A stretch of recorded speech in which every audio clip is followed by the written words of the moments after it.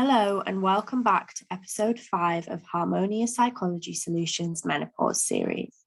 This episode will be about how menopause affects cognition and the way we think.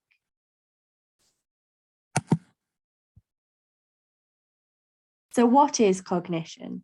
Cognition encompasses all of the mental processes that we use to think and carry out tasks.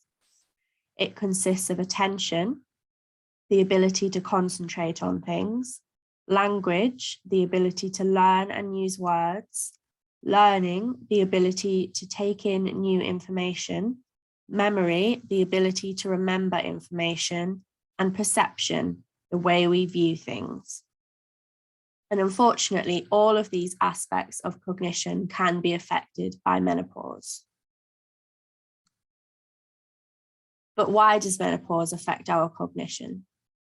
There are actually many reasons, but one is simply because it's really hard to concentrate when your symptoms are bothering you. You may be familiar with this feeling in times when your symptoms are really bad and you can think of nothing else.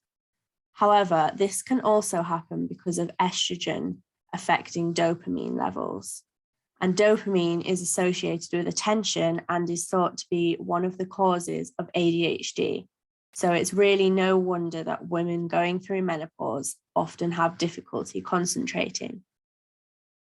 These reduced estrogen levels could also cause memory loss during perimenopause because estrogen aids neurotransmitters, which send signals to the brain and helps with neuron health.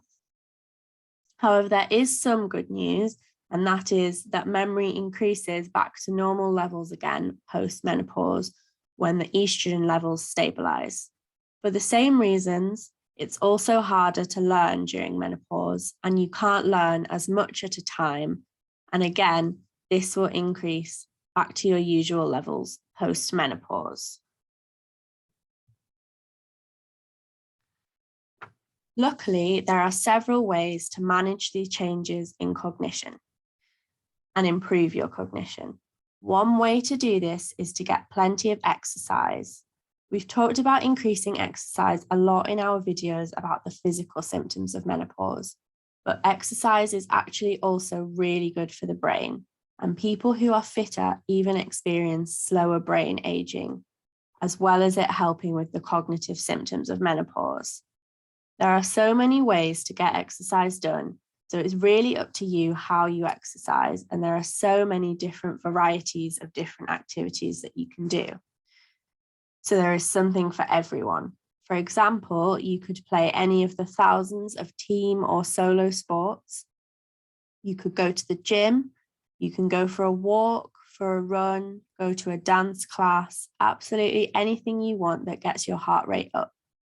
Exercise is also great for helping you to get more sleep, which is another thing that will improve your attention and memory. Mindfulness before bed can also help improve sleep quality. There are also several foods which are really good for the brain, which you can add into your diet to power your brain and improve cognition. 50 grams of dark chocolate that is 85% cacao per day is extremely beneficial for cognition. Sweet potatoes are also said to be extremely good for the brain.